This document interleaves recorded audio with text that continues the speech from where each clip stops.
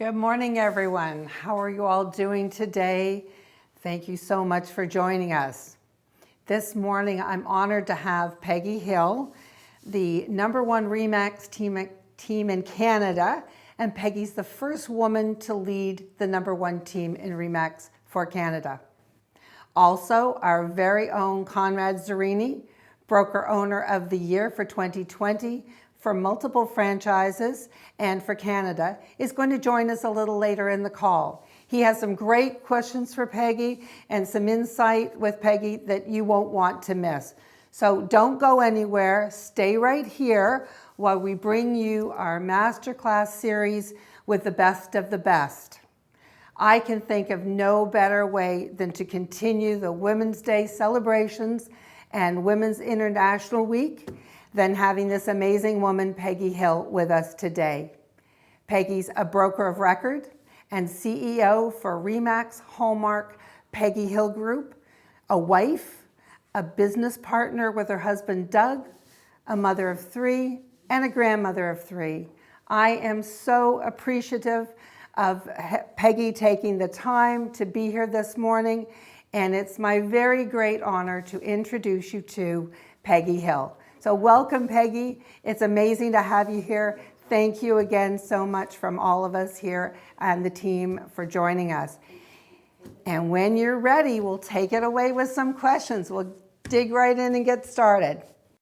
Good morning, everybody. I'm all ready, Lynn. Let's go. Okay, all right, let's rock and roll and do this. So, Peggy, in the spring of 2019, where you were making some big decisions for a change, why did you go with a big brand brokerage name? And did you ever consider becoming an independent brokerage? That's a good question. So obviously, I made this decision probably prior to spring of 2019. It was something I was thinking about for a while. I'm a brand kind of girl. I had my own brokerage in 2012 before I joined Keller Williams. I like being part of something bigger.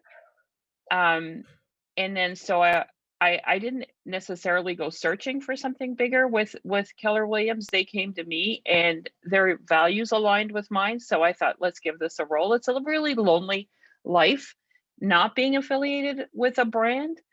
My only issue with Keller Williams was my brand was stronger than theirs. And when you're with a company, you want, to at least have their brand to be as strong as your own, which is obviously naturally why I went to the biggest and the best. And it's been pretty amazing ride so far. That's terrific. And I totally understand your feeling about being connected with a big group. So I just want to also ask, when you made that decision, what were your expectations at that time coming from as a result of that decision you made? Well, it's funny because I went to R4 before joining ReMax a couple of years ago, and I met with Adam Contos, which was kind of a big deal. And I told him then, I said, I'm here to ride your balloon to the top. And he laughed, and I did. It took 2 years, but we did it. You sure did. So the obvious question after that is, did your results in 2020 exceed your expectations, or had you already seen that expectation?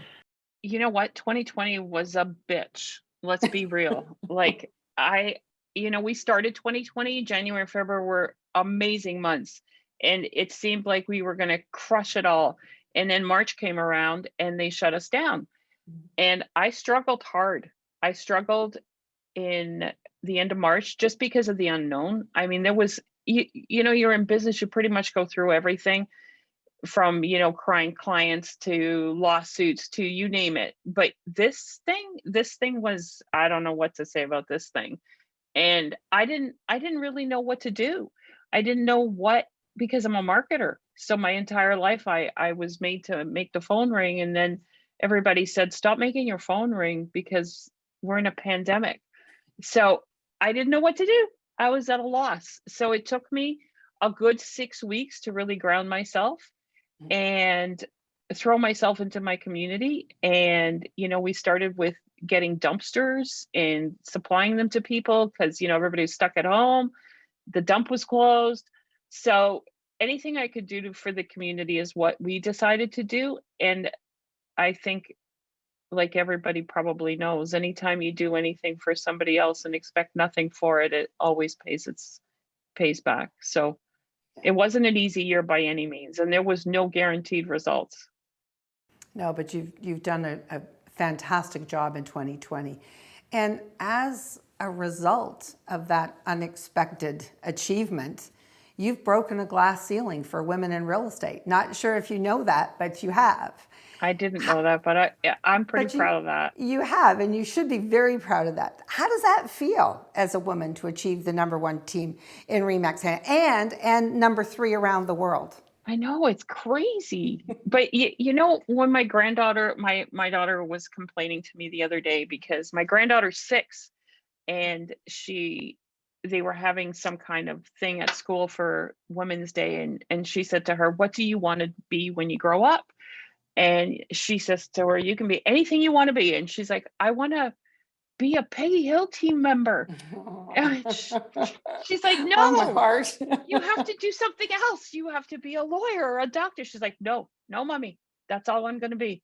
So, you know, when you know that your grandchildren are so proud of you, like it's pretty amazing. It's amazing. That is really amazing, and I know that they would be very proud of you. That's an amazing story. The journey to becoming the #1 team, and you've touched on it a little bit, but what challenges did you face in that transitioning into a CEO of a very large team? The funny thing is, I think we've doubled our team since COVID hit. Isn't that crazy? Yeah. I know. It's so crazy. And I found it tough leading people during that time, especially the newer people, because all I would say to them is like, "Good luck, man. Like, I don't know where we're going, but hang on." So as a newer agent, I think they're fortunate because they've seen the dark side. And really, I mean, when the sun comes out, they're going to do nothing but shine, right? But it was tough. It was tough leading people into this. And there were team members that, you know, were not, some of them didn't care. Some of them were like, "Let's go, we're doing this." And then there was others that were like, "I don't know if I want to be out with people. I don't know." And you know, those are valid issues, right? And then, you know, what do you say to them? How do you lead somebody out of that dark place? But we managed to get through it.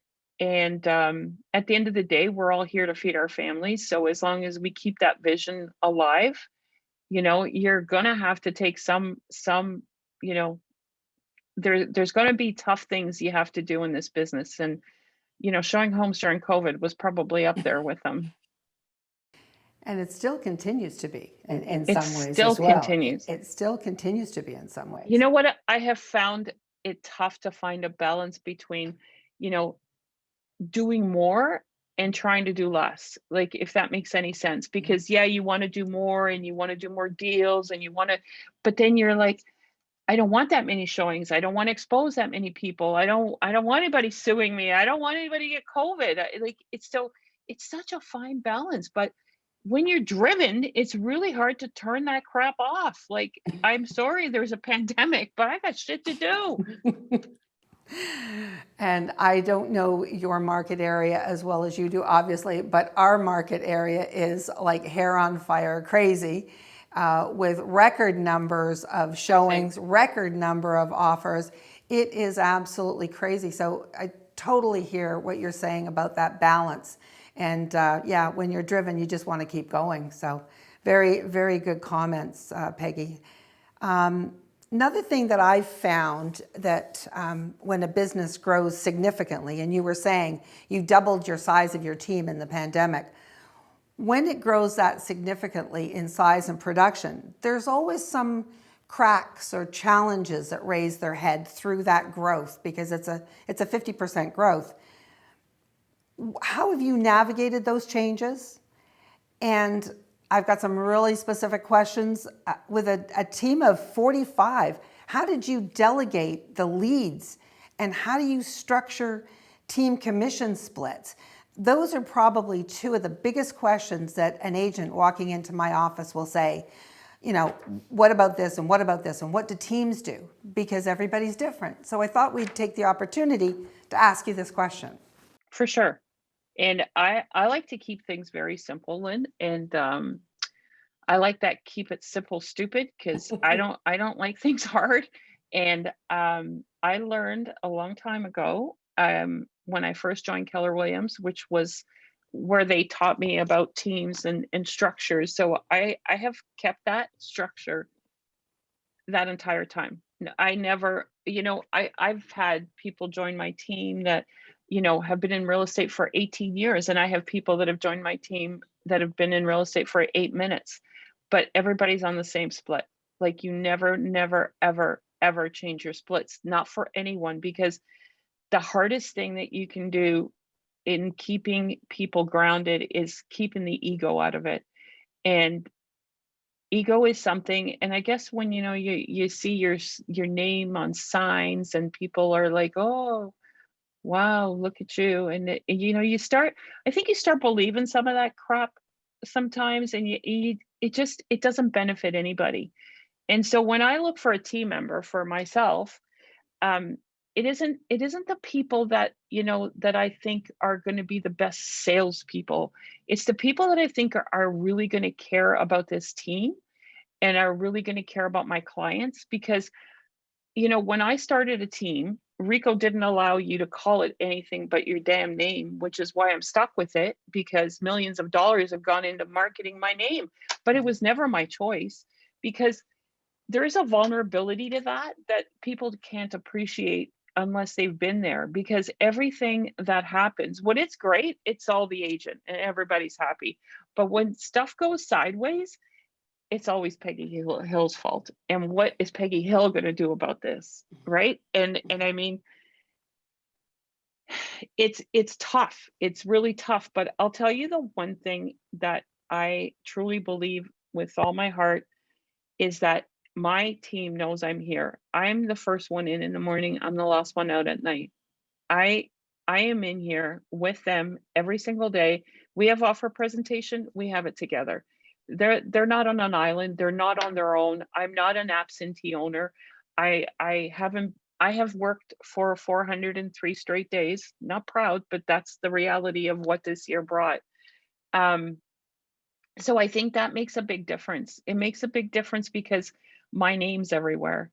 And but the people that work here and with me believe in what we're doing as a mission. Like everyone here believes it. Like when COVID first hit and I was expecting the agents to still keep working, a lot of that was because we didn't want to lay off our admin. We have 20 admin, and and your business all of a sudden shuts down and you're thinking like, I don't want to lay them off. So when you think of it in those terms and you keep it real and you keep it like simple, it's like they were all in it, and we all made it a mission not to lay our admins off. So that's how we got out there. So I hope that answers the question, but I talk a lot and forget the question sometimes. The only one that you kind of missed was with that number of agents. How do you delegate leads? That's the only one that you missed in there. But there was a lot of other great nuggets in there. So and it's more difficult this year. And it figures. I just a idiot, because who grows their team double the size and yet can't even see them? So that's the toughest part, because we can't be together. So I mean, I guess I make it my mission to take the time for each and every one of them, because they mean a lot to me. And if I expect them to go out there and be me and carry on what my vision is, then they pretty much have to know me pretty intimately. And they know that the story is not about me. The story is about the client and how many lives we can change. And I know, and my team knows, that when they're with us, they're looked after. So you keep that vision forefront, and it's been challenging. I'm not going to lie to anybody. Zoom meetings really wear thin after a while, and trying to keep a culture alive during this crazy time is tough, because I'm a huggy girl. When you're on my team, you get a lot of hugs. You ain't getting any for a long time. So, yeah. So that's what I found the challenge, but we managed to pull through. And I think you just keep the relationships alive, because let's face it, whether it's our clients or our team members, now my team members are my clients. The clients are their clients, but they are my clients. So you have to, I treat them that way. At least I try to. I think you do. And I think our philosophies are so much in line. And that's where your great leadership shines through, that in the time of a pandemic, and much like Conrad Zurini was able to do in that time of a pandemic, showed true leadership and pulled the team together and taking care of the team and the people that all work for our brokerage and your brokerage. So very much aligned in that. To whom much is given, much is expected. And I think you are embodying that philosophy. So that's amazing. Got a couple other deep questions here. If you want to please. keep Nope, I'm here. I'm all marching yours. forward. Okay. Okay. As the CEO of this great team of yours, do you expect a certain production level from each agent? Of course. And do you track their conversions? Do you track them? And how do you track them?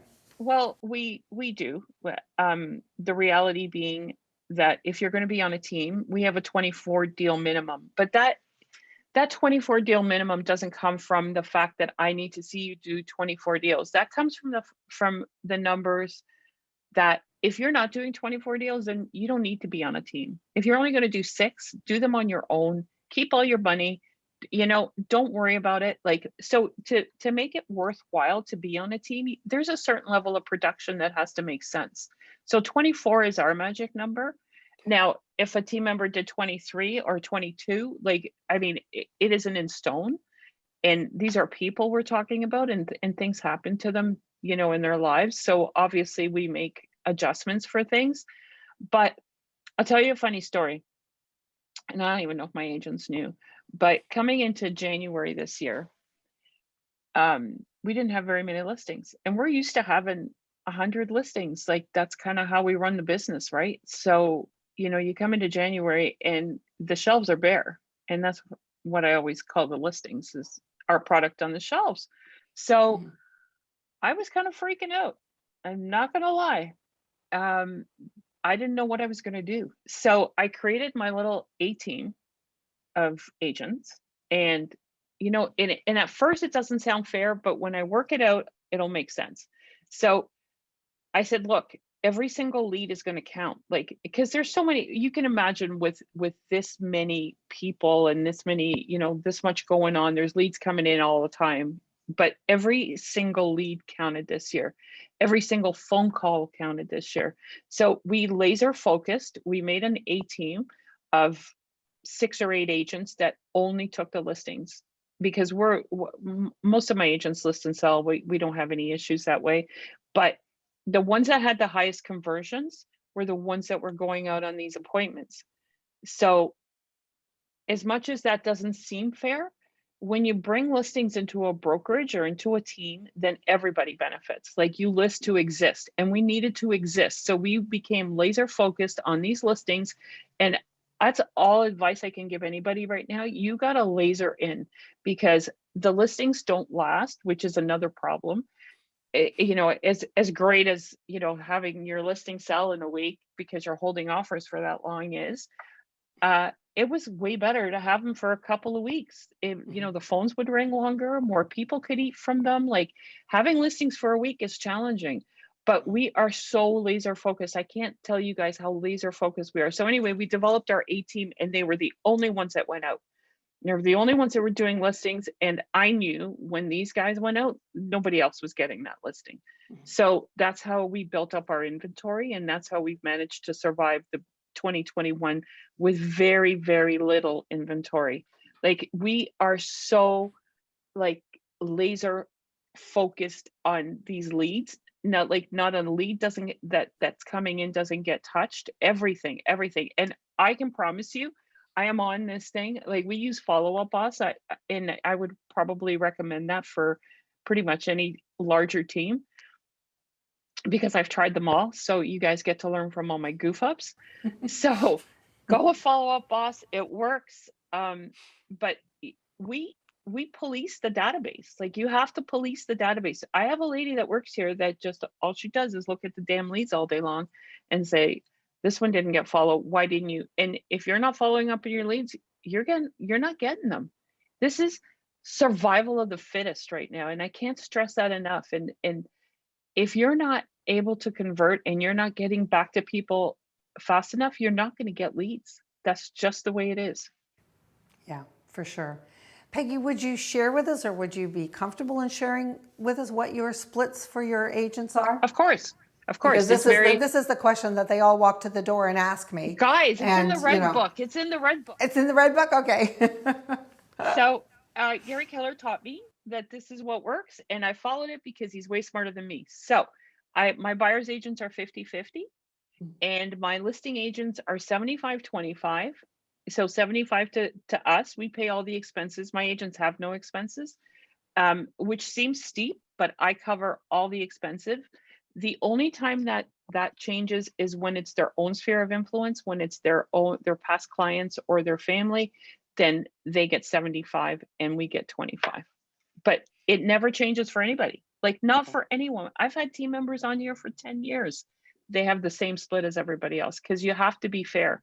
And it's when you start shifting from those things and things start become unfair is when you have rivalries and problems. No, I understand. That's great. And this leads me to something that I learned about you. I hear you have done some amazing marketing and that you've tried many, many different venues. I also heard you're a country music fan. Something about Garth Brooks, which makes me totally jealous. But anyway. I just so love him. So do I. And that's a secret. Nobody really knows that. But what amount of money do you set aside in your marketing budget with a group this big? And what's the criteria for your marketing budget? You can imagine this changes all the time, right? So a minimum of $1 million would be spent on marketing a year. And I know that sounds like a lot, you guys. I get it. And it's like, oh, well, that's real easy for her to do with her millions. But I didn't have millions. I got into this business. I didn't have millions. I didn't have anything. I put a second mortgage on my house to be able to market the listings that I wanted to get. I didn't even have the listings. Initially, I joined Home Life when I first started, and I had nothing. I had no money. My husband worked. I had 3 children and my elderly parents that were my responsibility as well. And so I don't think you start behind the 8 ball more than that. So what I did was I put a second mortgage on my house. It was a business plan. Like, the one pet peeve I have with realtors is we get in this business and we, pay $5,000 and we get a license and boom, we're here. Here we are. List with me. Like, it doesn't work that way. You have to invest money. Like, it takes money to make money. So when I first started, I would be advertising other people's listings. I would take out ads and I'd ask them, do you mind if I advertise your listing in the paper? And they'd be like, oh, yeah, no, please take it. Like, save them money. Their clients were happy. But I was building a business. I was building a business on other people's business because I didn't have any of my own. So as fancy as my $1 million marketing budget sounds to you guys right now, there was a time when I had the zero. So it doesn't come from nowhere, and anybody can do this. I'm not special. I know I'm not special because I dropped out of school in grade 10 because I thought I had to get married. So that's what I did. So yeah, it's not because I have some fancy education. I just wanted it bad enough and I loved it. Like, I still love coming here every day. I still love real estate a lot. I obsess about how many hot sheet, what's on a hot sheet today. I know that hot sheet better than my agents. I mean, of course I do, because I sit on my butt and look at the computer all day while they're out there slugging. But I feel that's my responsibility. I have to sit here and I have to look at that hot sheet, and anything I learn, I got to pass off to them. So yes, the marketing budget is large, but it was built over time and blood and sweat and tears. I promise you. I believe you totally. And your approach, I think, is fantastic. What marketing did you do? don't know if it was Garth Brooks or not, but what was the one marketing technique that has yielded you the highest return? So back in the day, honestly, it was the paper. And I was fortunate because Barrie's not Toronto. So I was able to take out a full page and it didn't, cost me my house. Where in Toronto, you can't necessarily do that. I don't know what your market's like, but the smaller markets, the local papers are a little bit cheaper. So back when paper worked, and I still use the paper. So this year, I think the one thing we've done, because we don't have the real estate section in our paper anymore, is we've taken the front. So I've always been a in your face kind of marketer. Like I like to be on the front page or the back page or no page. Like you got to go big or go home. And I know that hurts at times because it's a lot of money, but if you believe in the concept, then you have to stick with it. And the other large thing that I've done that everybody thought I was crazy for in the beginning was the radio. So I developed a jingle about 10 years ago, I guess. Somebody did it for me. I said, I want a Beyonce real estate jingle. So that's what I got. And it was Do you remember catchy. it? Yeah, Can you sing absolutely. it for us? It's on the damn radio all the time. Oh, We're great. still using that jingle, but I can promise you one thing with any kind of advertising you do that, like the radio was very powerful for us because again, it's all about lasting. So that jingle's been on the radio for 10 years. I have realtors' children that sing that jingle to me. We go to clients' house and they will sing the jingle to us. So your marketing's effective when people repeat it back to you.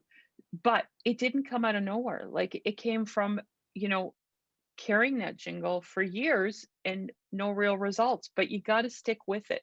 So pick an avenue. They all work. It's like a diet. They all work. I started you one every Monday. I promise you, they all work. But you got to pick one and stick with it. Yeah. So it's and the one thing that people have now that I didn't have the luxury of was social media. Social media is dirt cheap. Like it's not expensive to advertise on Facebook. It's not expensive. What the kind of money we were putting out, prior to that for TV, radio, newspaper, you could run a lot of Facebook ads for the price of all of that stuff. So that's a pretty great thing to have. Yeah, it's changed a lot, and it sounds like you're taking advantage of all the different venues. All of it. You got to be everywhere. Yeah, and your stick with itness is amazing, and I think that's a secret. There's what you would call a 20-year overnight success type of thing. It takes a long time. So to dig in a little bit more about the type of people you would hire, I know you have 45 agents on your team today. Is that the right size? Are you still looking for new talent? And if you are, what type of person, and is there any one sector of business that person might come from that you feel is a better fit for the Peggy Hill team, or even as a realtor in general? So I think a lot of being a really good realtor is having grit. Grit, you can't really minimize how important that is. I don't have a size for my team. I think as long as, because you can only imagine at this size, you would have a bit of turnover as well, right? Like you interview really well with somebody and then they start on the team and you're like, but not so good. So usually our turnover comes right in the beginning because we know pretty quickly that we know what we know. So usually if you make it past the first year, you're kind of a lifer. We've been here a long time. And I think what makes a really good team member is this. So I can call any one of my team members at 2:00 in the morning and ask for bail money and they'd all be there for me. I could call any of my admin at 2 in the morning and they'd pick up the phone. It's like casting a vision and having people believe in it. So when people come to work here, like they really need to buy into our crap. Like they got to believe that we are the best. We're always going to look after the client the best. Like we, there's standards, and there's just this mission that we're on, and when does that make sense? Yeah, Okay. it does. But It when does. and they have to be Yeah. good people, and integrity means more to me than any sales skill I could teach. They Mhm. have to have integrity, and they have to have heart and grit. You never know which horse is going to win the race. You can't You just look at don't. the stats. You got to look You at the heart absolutely and what don't. they have inside. Yeah, no. I'm always looking at that as a person that does a lot of recruiting as well. I often, sometimes you just know that person's going to do really well.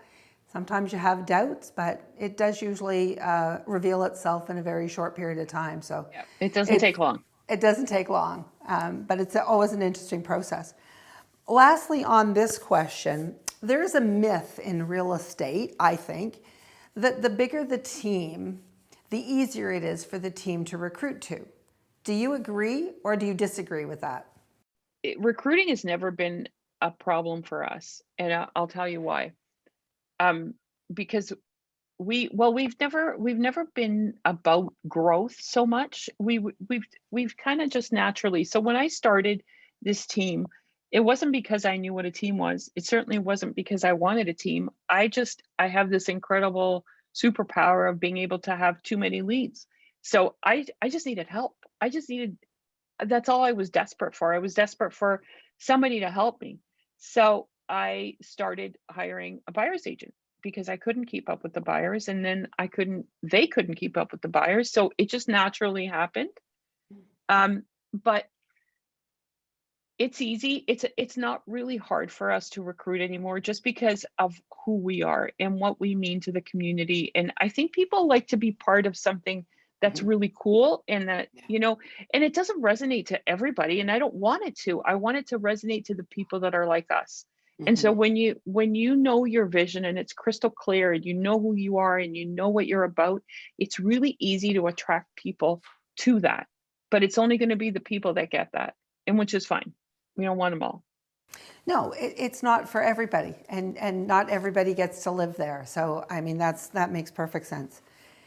Peggy, if you could go back in time in your real estate career, what one thing would you do differently, and what would that be? When I first started, and for years really, um, I didn't know really anything about the real estate business. I came from the restaurant business, which is kind of like, for whatever reason, a natural attrition to the real estate business. I don't know how that works. But again, it's people. I think the one thing, and when you're in the restaurant business, you don't know anything about databases. And if I had to go back, I would start with a database. I would nurture that database. I didn't know anything about these things. That, I was probably 5 years in the business before I realized I had to keep track of things. So I think if anybody's just starting out, or if anybody doesn't have a database, get a freaking database. Like, absolutely 100% get a database and nurture it, love on it, and make sure you look after them first and everybody else second. That's good advice. It's your pot of gold. It really is. And 100%. one last question from me before we turn this over to Conrad and you. What would your number one tip be for a new team starting up? And what is the number one trap for a new team starting up? I would make sure that, you sometimes people build teams because it feeds their ego. I would make sure your reason for building that team, is it because you actually have leads to feed other people? Like, you just, like, you need, and that's why I did it. And I've never understood people that just say, you know what, I'm building a team. 3 minutes into real estate, but I'm building a team. And it's like, what in the world do you have to offer people? Like, what do you got? So I think I would make sure you understand that if people come and work with you, you got to have your vision, and you got to know what your purpose is. And for God's sakes, you got to have leads for them. Like, they're not coming with you just for the hell of it. Like, give me a break. And if I, if we're out there, and we still like we don't knock on doors, but we've been leaving door hangers through COVID, and because we don't want to knock on doors, but you still have to keep in front of people, right? So I don't expect my team members to knock on doors, but I expect to have the kind of team member that would knock on a door if that's what the team needed, right? But I think my number one rule for a team is you got to make sure you have enough leads and enough vision to be able to run that team. Like, you can't run it on air, guys, and you can't just wish for it. You need something a little more solid. And what was the other question? See, I told you I talked too much. Nope. Your number one tip, and I got that loud and clear, and your number one trap. What's the number one trap? So the number one trap, and I see it more with boys. I don't know why, but It's Women's Week, Peggy. You can say that this week. you leave your freaking ego at the door. Mm. That's the number one trap, because it would be really easy for me to walk around here with my head, 6 feet wide and say, well, I'm Peggy Hill. Guess what? Who takes the garbage out here? That would be Peggy Hill. And I do that for a reason, aside from the fact that these guys don't seem to want to do it. You have to, like, there's not a piece of my business that I'm not involved in, and I'm not too good for any of it. Mhm. So I think ego checks are really important. And if you're wanting a team because you want to be the people's boss, well, that ain't gonna last. So just check your ego at the door. That would be my 100%. That would be Yeah. a problem. Yeah.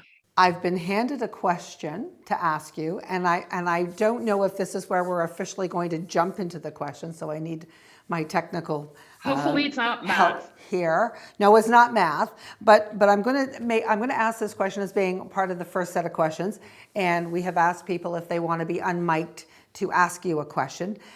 So this is a question that I got, and it is: do your agents have their own databases, or are they clients, or are they Peggy Hill clients? I think you did touch on that earlier, Yeah, but so- let's just restate it. We have one database and everybody goes in it. Even their sphere of influence goes in it. However, there's different, obviously different things that happen with their spheres. Like, we don't love on them as much, obviously. They always get invited to client events because I don't draw the line there. But we don't impose on people's spheres. But everybody goes into one database, and when they leave, they take their database with them. They take their spheres with them, but everybody else is a Peggy Hill team client. And I'm not foolish enough to think that, people will make connections with people. But if you run your team properly and you cast a big enough vision, the clients feel like they're Peggy Hill team clients. Mhm. So if you stay with them long enough and you drip on them and you love them, and they are Peggy Hill team clients, and they stay here. Thanks, Peggy. That answered that question quite clearly. Before I turn the mic over to Conrad, I want to thank you so much for being here today. I love you. You're so transparent and honest and genuine, and I believe your true vision is just to serve people, serve your clients, and serve their clients. So thank you so much. It's now time to turn over to Conrad Zurini. Hey, Conrad. Hi, Peggy. How are you? Great.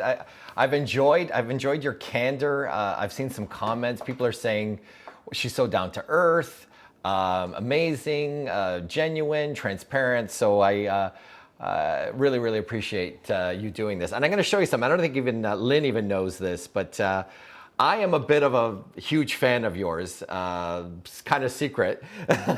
Look at Peggy going, like, what? A bit of a stalker. What? So when yeah, what? So anyway, I got to tell you a quick little story. So the announcement came, I think, was spring in 2019, correct? When you came over.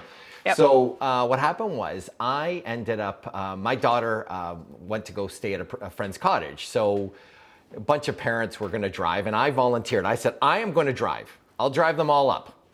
And everybody said, well, Connor, like, you're working or whatever. It was like a weekday. And I said, no, I have no problem. I will take them. So what happened was I said, let's get everybody, and I have a kind of an SUV. So I loaded everybody up.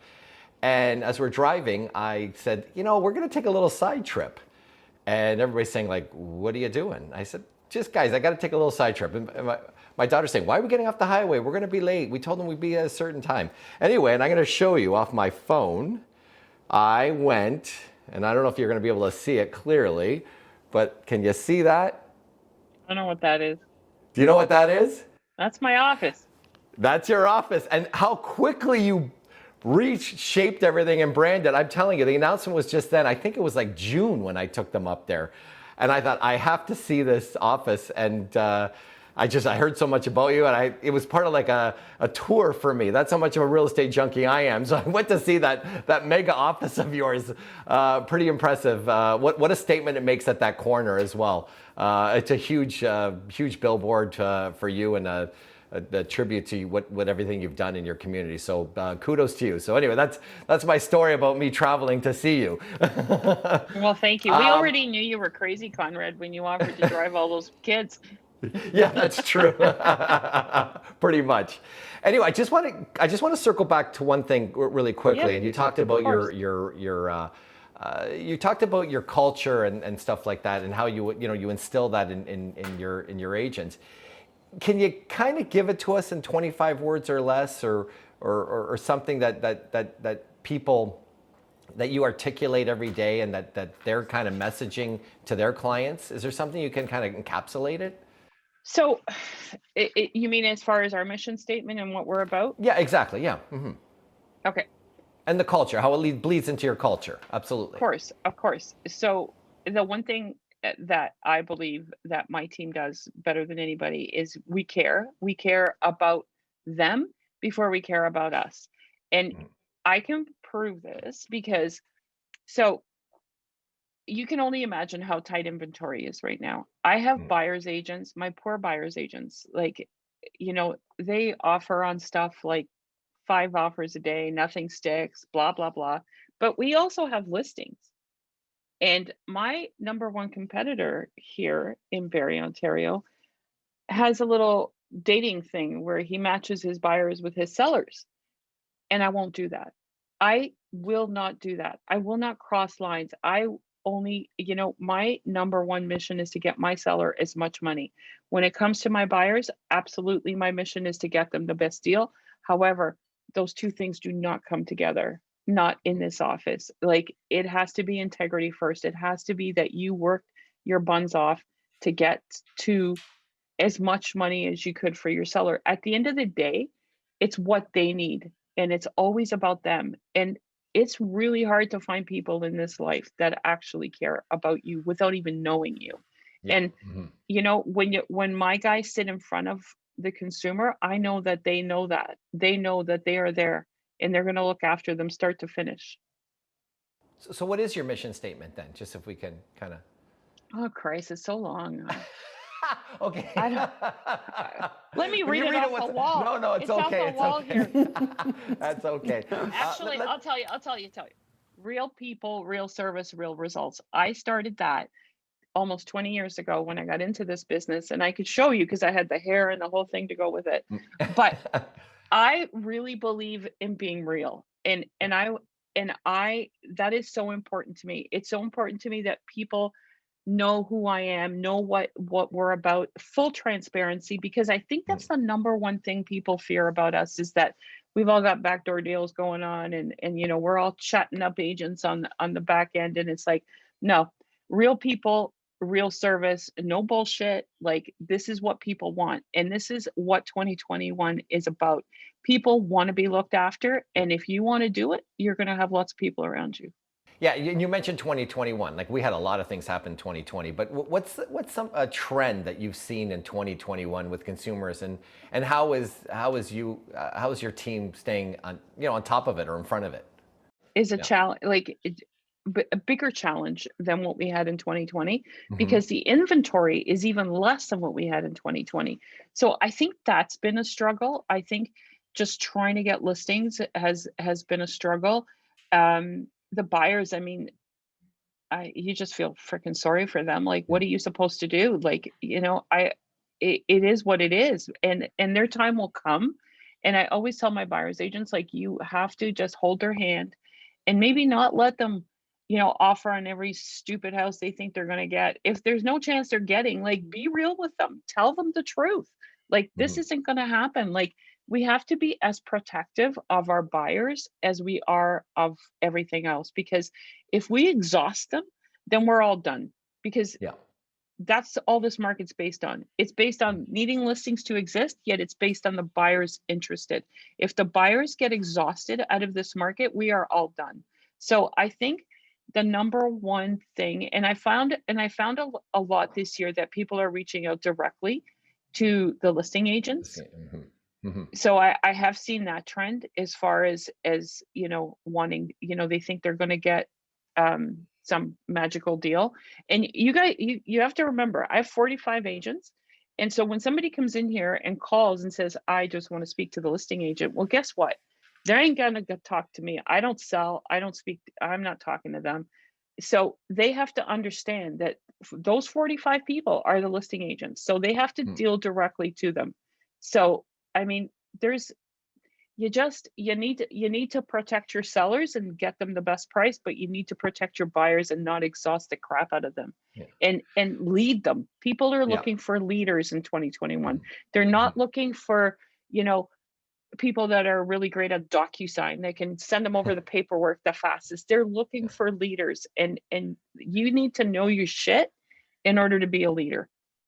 So how are you doing that with how are you communicating to the 45 in terms of market conditions and the new listings and things like that? And how often would you meet, like through Zoom? I'm presuming. So we meet once a week for Okay. our weekly meeting, but then we do training every other day. And training is what training they want. Like, all they want to talk about right now is the market. And I think it's my job to sit here and figure out what the hell's going to happen next week, so I can arm them in order to go out and talk to their clients. So, I mean, our market's changing all the time. Middle of February, and I don't know what it's like in your market, but I imagine it's pretty similar. But the middle of February was kind of a peak for us. It was the least amount of listings, most amount of buyers, people were Mm. getting the highest price.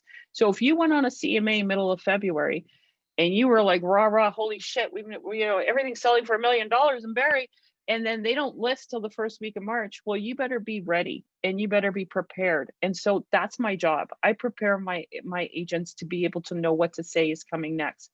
And guess what? The consumer thinks we do have crystal balls. They Yeah. want to know. They want us to tell them what's going to happen. How the hell am I supposed to know? I don't know. But Like, you know what? You have to immerse yourself in this market if you're going to stay on top of it. yeah. Well, you've got a great intuition too that you can share and impart on people, throughout your experience in real estate. Kind of, I want to go to this question a little bit, and I know Lynn touched on it slightly, but I want to talk a little bit more deeply. What do you think of the misconceptions that people have about a mega team leader like yourself? Like, what's something that you think people are would be surprised to know? Did I take out the garbage? Yeah,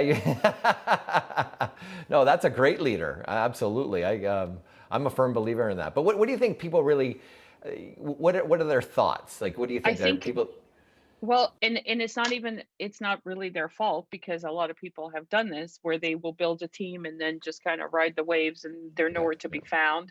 Um, you know, like I said, this is day 403 with no day off.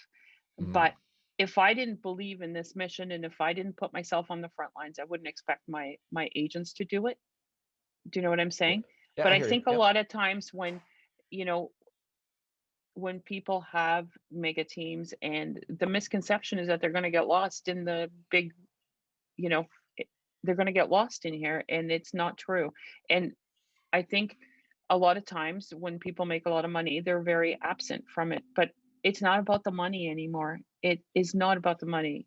It is about, like, what we're doing here and the mission that we're on. And I still really freaking love this stupid business. Yeah. Yeah. If you had to replace yourself, Peggy, let's just say, what kind of attributes would, if you said, look, I got to replace myself, take me out of this, give us a profile of who could take over? Some kind of crazy person. I don't know where I'm going to find them. But So I Make have them up. okay. I have my right hand is my good friend Terry Laycock Schneider, and she runs a lot of the aspects of our team now. Like she does a lot of the training, and she's the one that the agents ask for. Does this clause suck? I'm not so much does this clause suck girl anymore, Mm, but she, if I had to say anybody, it would be her. But it's just it works with us because she's great at that and I'm great at keep making it rain. So I don't know that if it's one person is the mhm. problem because it's Okay. you need to it's only because she's doing what she's doing that I can still afford to make it rain and that's what I do. So Okay. And that's so, who would yeah, replace me. I got you. So, give me some of the other roles. So, what's her title then? Her title is what, like operations or not? She's our Yeah. director Okay. of operations. So we have a Okay. Hmm. director of marketing and she has a marketing team under her. We're pretty admin heavy because I'm so client eccentric. Like I want to make sure clients are looked after. Like Donna, who's been with me for, I don't know, 12 years, who's worn every hat in this team she leads our client care and she calls every single client when they're listed. And then she will text them in a couple of days or she will send them an email a couple of days after that. Like that's the one thing I never want people to feel is lost, that they listed with this big team and they got forgotten. Yeah. And that will never happen. Some people say that the sale begins after the deal is After closed. Yes. So, 100%. what? Give me your like. Can you share with us your follow up? Is there a Sure. gift you give, or kind of walk us Absolutely. through that? That'd be great. So the gift part is just killer. So killer. Because it's like uh but so right now we're doing Gusto cards, or we were doing Gusto cards because during the pandemic, the last thing people wanted was some dirty basket at their door. It's like, Yeah. I don't want to touch anything. So Gusto's amazing because you can email them a gift card and they can use it at Amazon or Starbucks, or they can use it anywhere they want. So we were doing a lot of gift cards during the pandemic. We've started going back a little bit to the baskets, um, and we try to make them a little bit personal. So the lady that does our baskets loves baskets. So you Mm, find somebody that loves to do that. So she wants to know a little bit about each client before she does their damn basket. It's like, okay, perfect. that's what we do. We try to keep it personal. And so Donna will call after the sale. She'll call, make sure everything's fine. Donna will call, um, 3 months after. Then we have our client events always like again, COVID, right? We Yeah. didn't, what were we going to do during COVID? We couldn't have our events, but we didn't want to lose contact with our clients. So we did a Facebook group. So this Facebook group is only for our past clients and it costs them nothing to join and they get nothing but amazing stuff. Um, so what happens is you become a member of our Forever Client Club and once a week we give away something Mm, because okay. obviously we're saving money on these client events. So we give away um, so we started it and we gave each agent, because I wanted them to be in front of this too. So each agent will bring in their favorite thing, whatever it was. So I went first week, I had $100 gift card for a local cheese shop here in town. Mhm. So we are still doing that. We'll probably always do that now because I don't know when client events are ever happening again, but Yeah. it's a way to stay connected and people love it. I mean, Yeah. who doesn't like free shit? Everybody Yeah. likes that. Exactly. Everybody likes that. So, is that part of your? Remember, you're talking about your $1 million budget. Is that part of your budget, like that you Yeah, talked about? Okay. exactly. So, So we okay. have So, a certain amount that is for um, marketing or for clients. So that money needs to be spent. Just because we can't okay. have client events doesn't mean we get to keep that money. Okay. You mentioned your self promotion budget, so to speak. Well, the seven figures. What would you tell people if they were just starting out? Like what the percentage should be? What would you talk about the growth mode percentage should be, and then the maintenance mode percentage of your gross commission that goes to, um, you know, I would say self promotion or team promotion in a sense. So the team brought in, I think we did just over $11 million Okay. last Wow. year. So just to kind of put it in context. Yes. Okay. Gotcha. Yep. Yeah. So I'm pretty sure people would want to know that. So that's what I didn't know you wanted to tell everybody about that. That's cool. I don't You are care. I super. mean, You're awesome. Yeah. That's that's great. what it takes. Yeah. So Yeah. out of that, um, out of that, let's just say let's split it in half and say say 5 million came to the team. Um, so out of that money, like everything has to happen. Like, we have a huge payroll. Everybody has to get paid. The clients have to be looked after. The listings need to be marketed. Like, so all that money does not go to me. And I guess that's what makes it different. Like, people realize that I'm not out buying, you know, palaces in Mexico. I'm here. I'm investing back into this business. And if it slows down, I'm investing in leads. And Mhm. we keep reinvesting in our clients. So I think that's and if I was just starting out, I would go get a freaking loan and Yeah. get Okay. myself going. Like, you have to put yourself out there. Like, they're not going to find you. And like, seriously, if somebody's going to list with you, why would they list with you? Like, what are you bringing to the table? Like, what are you going to do for me that somebody else isn't? Where are you going to advertise my house? I want people to advertise my house, because even in a hot market, I want all the eyeballs on my house, because I want to get as many offers as possible. I want to get the top price. Like, but we forget to put ourselves in our clients' shoes and realize what it is they want from us. They don't, Yeah. it's not about the basket in the end. It's about what they're going to, take out of this home to carry on with their family.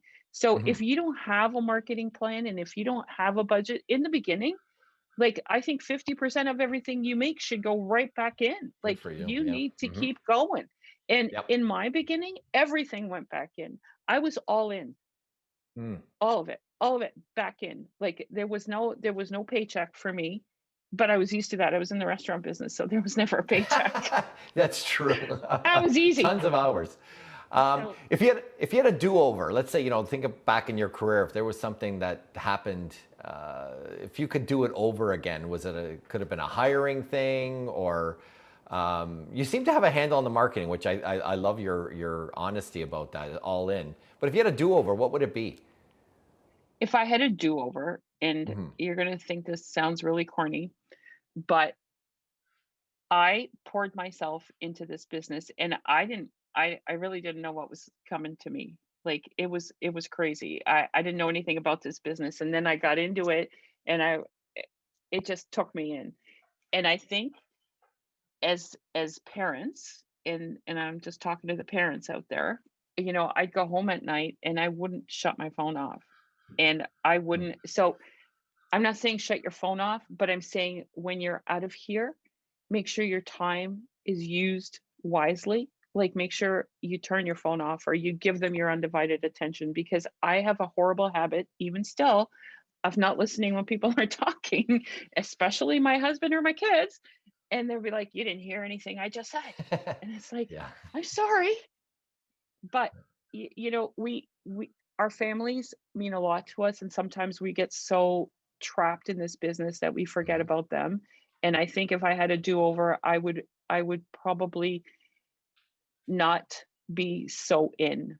I Mhm. needed to be in at home too. Okay. And I mean, it That's worked out great. I have great kids, but I missed those years and I shouldn't have.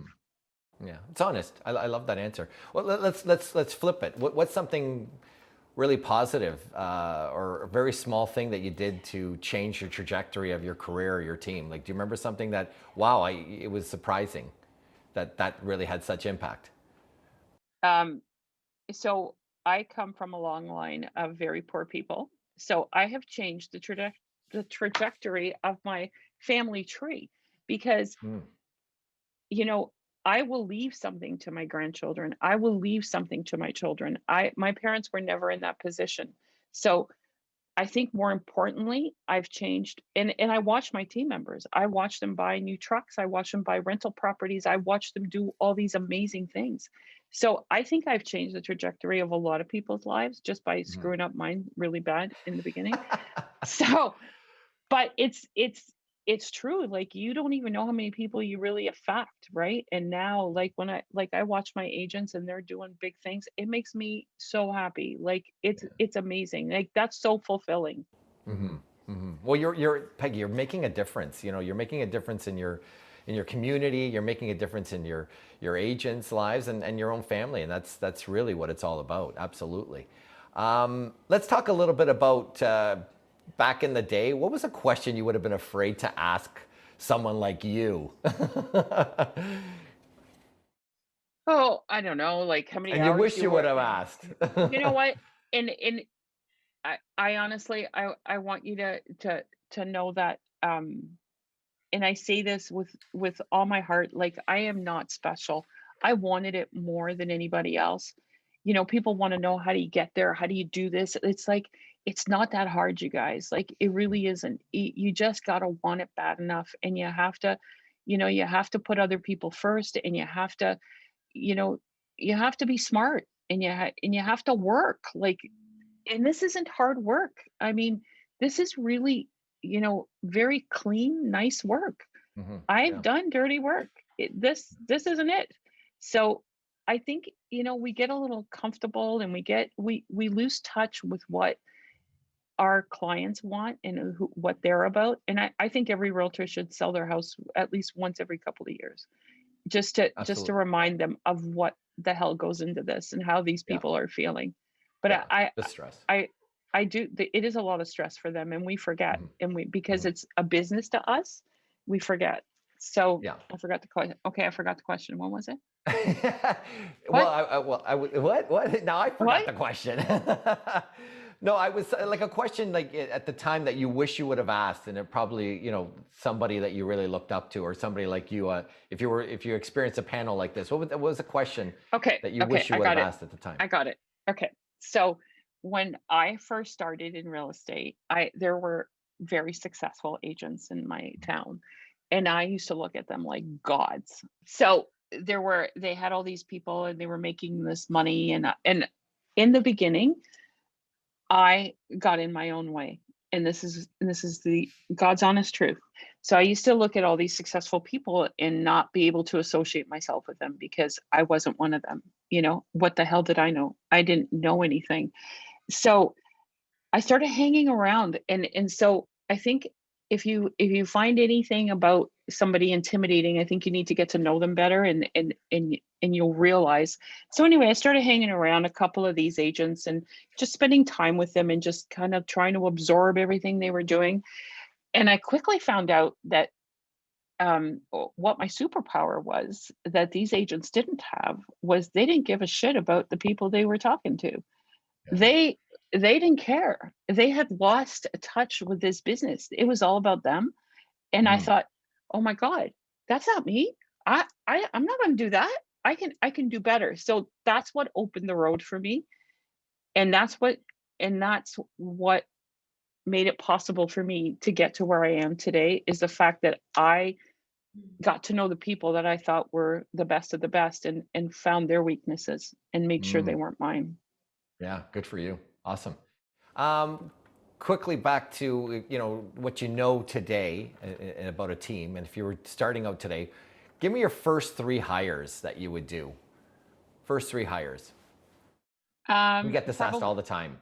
No, absolutely. And I would never hire a buyer's agent off the bat. Like, so I don't believe a business can afford that. I believe a business needs to hire admin, a lot of admin. Hmm. Mm. So, and it's you don't give away your commissions, but you take on the responsibility of another human being, which can be very daunting all on its own, which is why I think a lot of times people will take on a buyer's agent and just give them a percentage of their deals, as opposed to hiring a person that they're responsible for, right? Because you got to get up in the morning and think, "Oh my God, what am I going to get them to do?" So I think 100% you need, admin. Your first two hires are admin, and then a buyer's agent, but you Okay. definitely need admin. Absolutely. When would you hire somebody like a marketing person, like because you have a director of marketing? When would that enter the fold? Right away. That would have to be probably after the buyer's agent. Like the business needs to make money before you can start having like these perks. But Hmm. you need to be your marketing person. I was my Yeah. marketing person, and the only Hmm. way you're good at marketing is you stay in touch with what's going on around you and the people you work for, right? So Yeah. if it appealed to me, it would appeal to them. Yeah. So how are you keeping yourself motivated now? How did you do like pre-COVID and now? How are you doing it now? Like, what do you do to keep yourself motivated? Who do you turn to? Let's see. What so I motivation has never been a problem for me. And I Okay. don't know why Hmm. that is. I'm I don't have an issue being motivated. I have an issue with people I have an issue not knowing what to do. So when COVID was here and it first started, like it was my mission to figure this shit out. I got to figure this out. And I guess that's what motivates me. What motivates me now is like I have a lot of people I'm responsible for. So Hmm. I need to get my ass out of bed in the morning so they all have jobs. Yeah. That's what Hmm. motivates me. And if that ever changes, then somebody else will be sitting here because, it's a huge responsibility. And if I don't want to do it, then I need to put somebody here because Yeah. it's a big machine now. And there's a lot of people that depend on this machine to keep going. That's awesome. So what's your best resource, your go-to resource right now that keeps you on top of what's happening in the industry? It's just a hot sheet right now. Like Oh yeah. it's Okay. pretty interesting. Like, Yeah. it shows you the trends, like what's happening, like what how long people are holding for, like what above average, what above list they're getting. Some people aren't holding, dummies. Like so, it's very, very interesting. The stats right now, the stats in this market. So I'm Hmm. obsessed with the stats right now. Yeah, I just did it recently and found, list to ask ratio is like 110% in February. It's outrageous, right? Just It kind of is. and educating people to what's happening and how the market's catching up and things like that. We're seeing more inventory, which is a good sign, which is a For really, really sure. good sign. But Yeah. I find it's very micro market specific right now. And that's Mhm. what I try to tell my agents. Like before going into any listing, you really got to narrow your focus into their neighborhood because I find like pockets are different. All pockets are different. Anyway, that's how it is in Barrie. So I'm just assuming it's like that No, it everywhere is. else. Yeah, you're right. Absolutely. Yeah. You can't figure out some homes are getting multiple listings, some are just lingering. It's kind of crazy. We haven't figured that whole thing out yet at all. So, I think now, if I'm not mistaken, we've got time for some questions. There's been a couple of shout outs. Chris Knighton said, hire more admin, best Hey, advice I buddy. got from Peggy 4 years ago. So he says thank you. Yeah, I think a lot of people don't realize that you need, like, I always call it like, well, you call it front of the house or back of the house. I think that's really critical to have that back end and have a strong back end. And I think the badge of honor for realtors is not really investing in their business. They think, oh, I got away with like spending very little, and that makes no sense to me. But I'm so glad to hear that you put it all on the line, which is All amazing. of it. So All of it. that's very cool. What restaurant were you in? What kind of food was it? Greek. So I'm Greek. Greek. I was going to say Greek. Yeah, I thought so Yeah. for some reason. Yeah, I was going to say that. So and I spent so the whole reasoning to the restaurants was because that's what my parents knew and they came here Mhm. as immigrants with me. So I kind of, I felt a degree of, I had to help them. I had to stay with them. My parents don't read English, so it was not like they could do it on their own. So when my dad turned 65 was when I got my real estate license and my first sale was the Greek Corner, which was the food court restaurant we had here in Ah. Barrie. Oh So wow. that's how it went.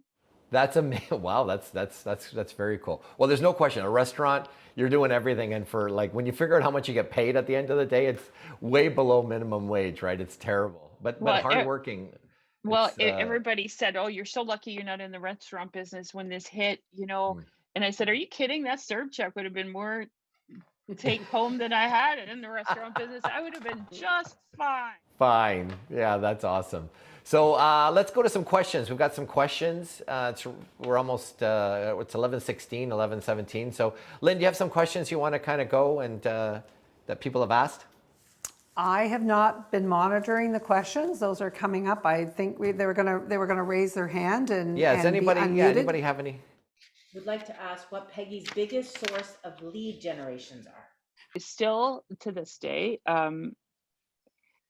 a lot of people will say repeat and referral. So we have a fairly large database now, as you can imagine, after all these years. So we are fortunate to have a lot of repeat and referral, but that is not what I bank on. Like, I don't want to build a business just on repeat and referral. And I know so many people, they wear that with such a, a Yeah. badge Badge of of honor, pride. yeah. It's like, oh my God, it's all line is repeat. Well, then you're dead.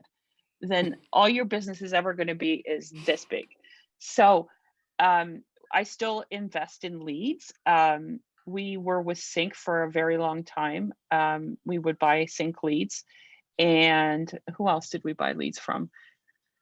Oh, Christ.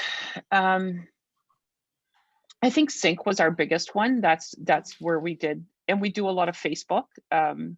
We do a lot of targeted ads. We do Google ads. So, I mean, you got to keep the machine going, right? Like you got to, and you got to spread it out. Like you just can't put all your money in one basket. So what are some of the messages that you're doing in your Facebook and Google ads? What are some of the messages of 2021 that are getting people's attention? Well, it's a little easier now because we're #1 at ReMax. Oh, okay. So you're going with that kind of thing, right? Yeah, that's good. Shit, yeah. At least for a month. Yeah, that's awesome. Gotta use it for a while. What we're doing on Facebook right now, and it's not a market generation, but it's what's important to me. So we're doing a small business because we went back into gray. Here they shut us down again last week or 2 weeks ago.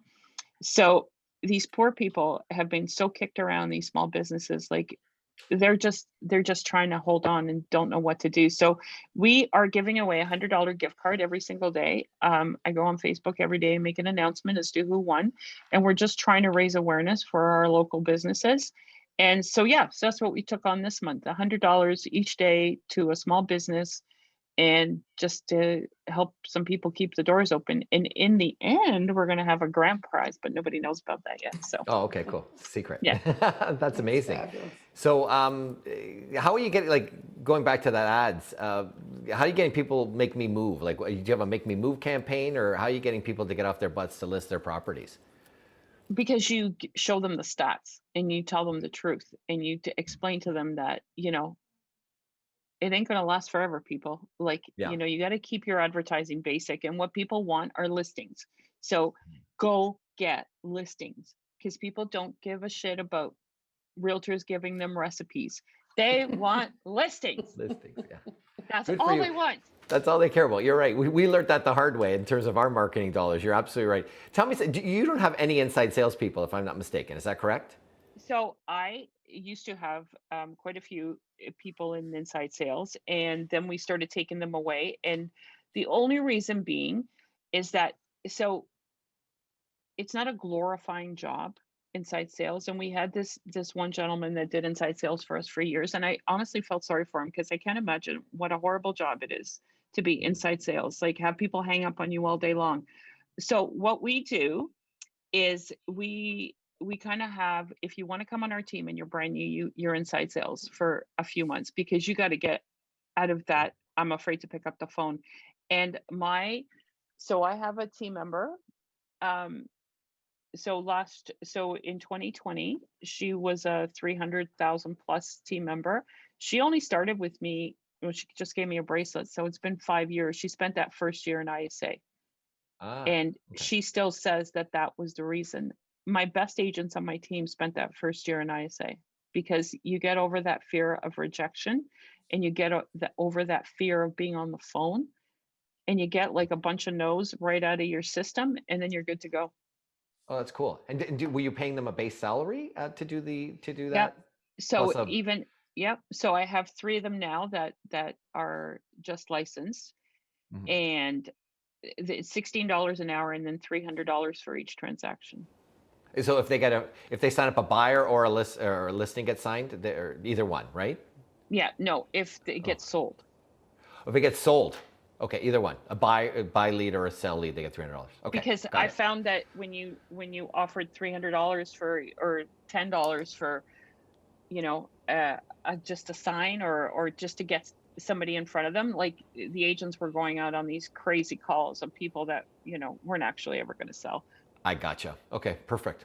So reward for the outcome you want to write the sale. Okay, cool. Good. Great. Lynn, do you have any, I saw you eager to ask a question.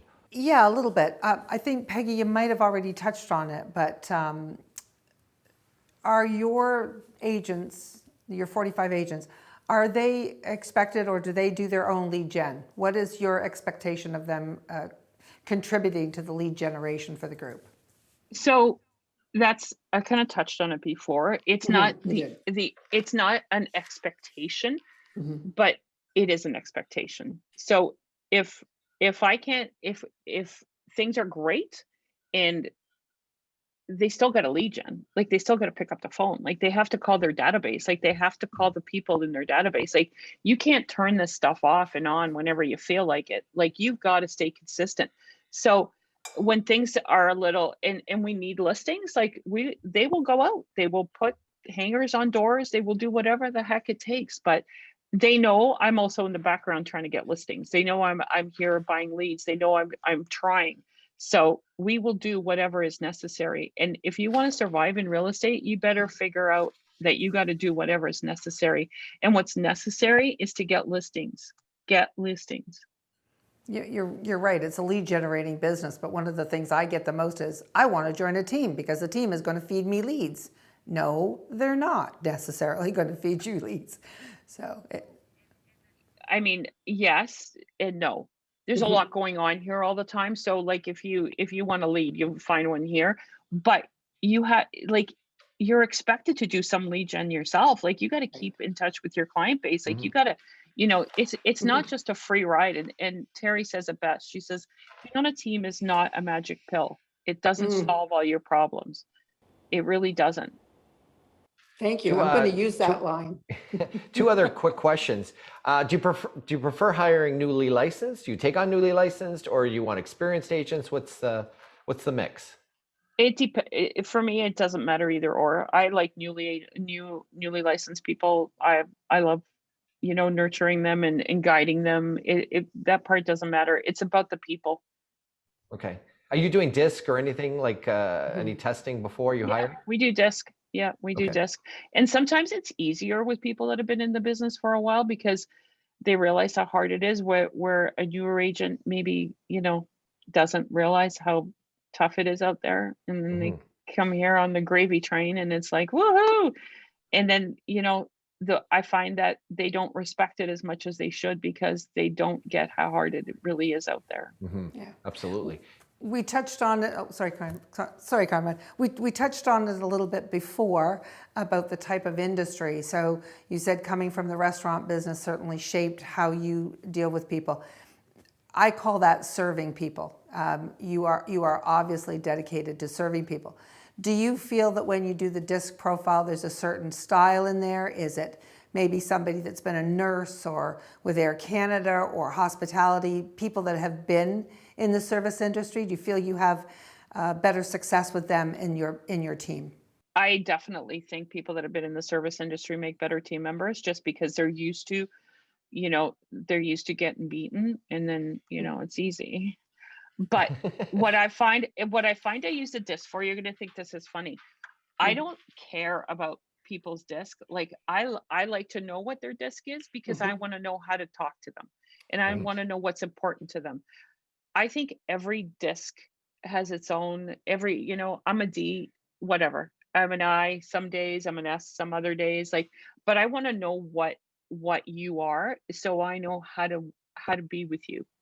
And so Yeah, that's why I use the disc more than anything else. I want to know what's important to you because my husband is a really high C. And if I didn't really know that, I would have been divorced a long time ago because I want to kill him most times. He starts telling stories and I've already left the room. I'm like, I don't care. What? Yeah.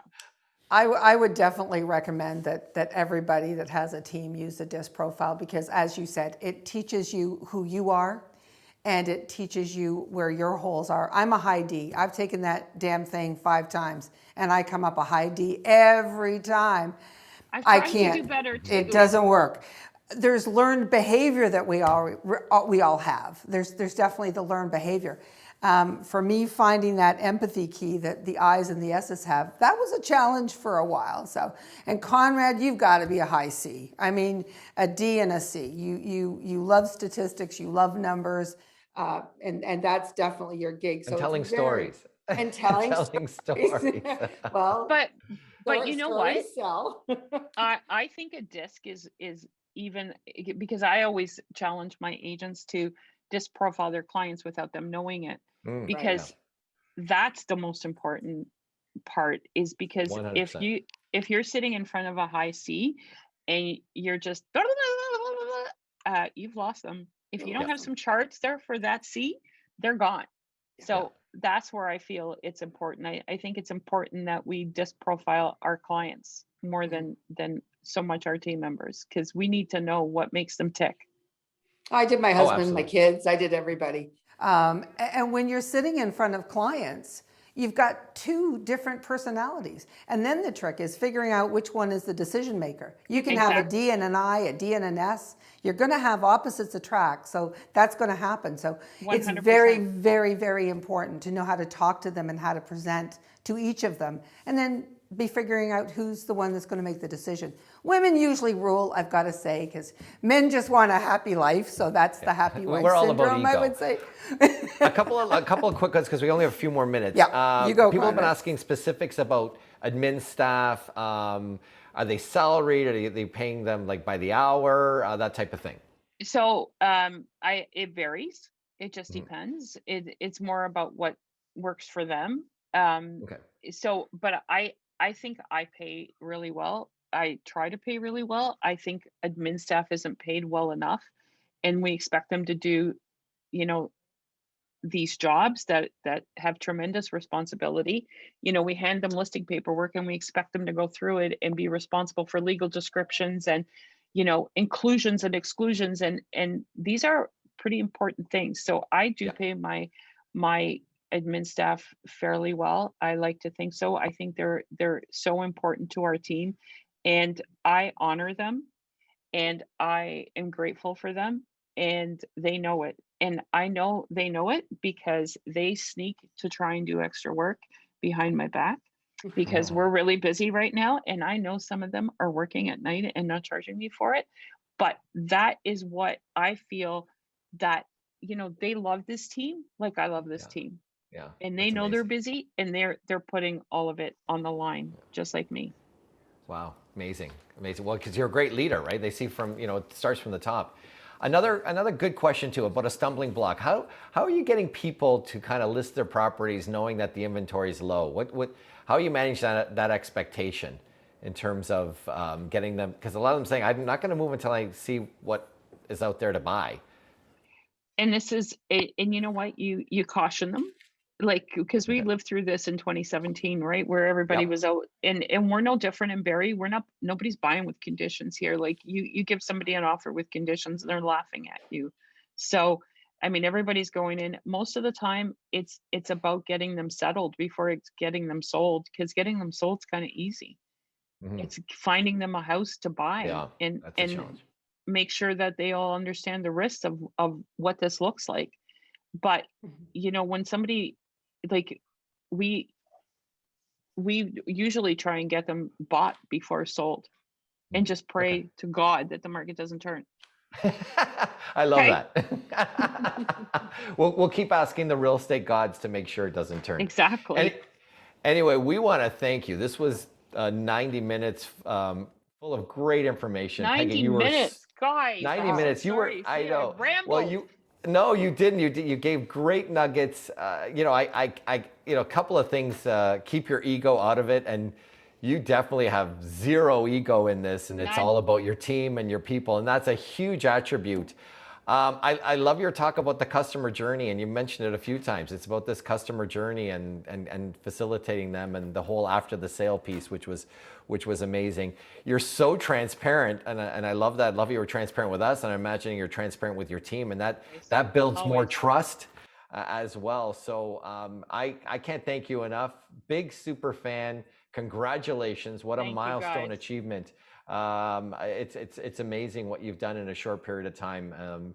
Very, very cool, and during a very uncertain time as well. So we're really. And again, I think transparency leads the day moving forward into this next decade. And I think 100%. you embody it. Vulnerability Yes. and transparency. That's it. That's all that's getting us out of this. Yeah. Yeah, it's no ivory tower anymore, right? So it's No. completely gone. So, and thank you. You embody all that. And again, I want to thank everybody out there for listening and chiming in thanks, and great guys. questions, which is amazing. And spending time with us. I want to do a big shout out to Marianne Gillespie, who is full disclosure. Marianne is Lynn's coach, and Marianne was super instrumental in putting this together and getting Peggy to agree to do this and everything like that. So again, huge fan of Marianne, and thank you so much for being that behind the scenes person. I want to thank Todd, who's behind the camera right now, who's all about perfection and making sure that everything was perfect here. I want to thank Joey, my sister Joey here has been on my left side. Making sure that we did a dry run a couple days ago. Virginia, who is off-site here, who's monitoring it from there and has input. My sister Mary has been kind of filling in, running around all over the place. Jennifer doing the housekeeping and keeping us on track. And a big thank you to Lynn. Lynn brought these this whole mastermind kind of events to me, 3-4 months ago, and I said, Lynn, let's run with this. I think this is amazing. Again, people are looking for leaders. You're truly a leader, and people are looking for answers. And we all have these phenomenal insecurities that we don't realize that others have. And Peggy, you told us yours, and you were so honest. And I think you had a huge impact. Not only have you had an impact on you're, like I said before, you're making a difference for your family, you're making a difference for your community, and you're making a difference for your team and all the people in it. You've made a super difference for all of us on this call today, and I can't thank you enough for spending this time with us. Really appreciate it, Peggy. Congratulations. Kudos to you. Kudos. Can I just want to chime in one little thing, Conrad, because you won't do this. First of all, Peggy, thank you so much. I'm a huge fan. Thank you very, very, bottom of my heart, thank you. But Conrad, thank you so much to you. You truly surround yourself with some very strong, smart, and powerful women. So Smart guy. thank you for putting up with me in particular, because it took a village to do this. So thank you, everybody, so much. And thanks, Marianne, for pushing me way out of my comfort zone. My Yeah, girl. we're gonna have an ebook. We're gonna create Yes, we are. an annotated version of this for everybody. The first 5 people that email us for that book will get a complimentary pass to the R4, the virtual R4. I wish I could send you to Vegas or somewhere nice, or Orlando. But Tell them to email Virginia. yeah, email Virginia at rmxemail.com to get the booklet of this, the whole annotated version of this, and we'll have videos and snapshots and all that kind of stuff available to you as well. But the first 5 people, yes, you will be getting a access to the R4 convention, the virtual convention, coming up at the end of the month. So again, Peggy, thank you. Thank you. It's an honor Thanks, to be guys. on this call with you. Thank you, Lynn, again, Thank and you. the Thanks, whole team Conrad. behind it. Thank you. Okay. Thank you.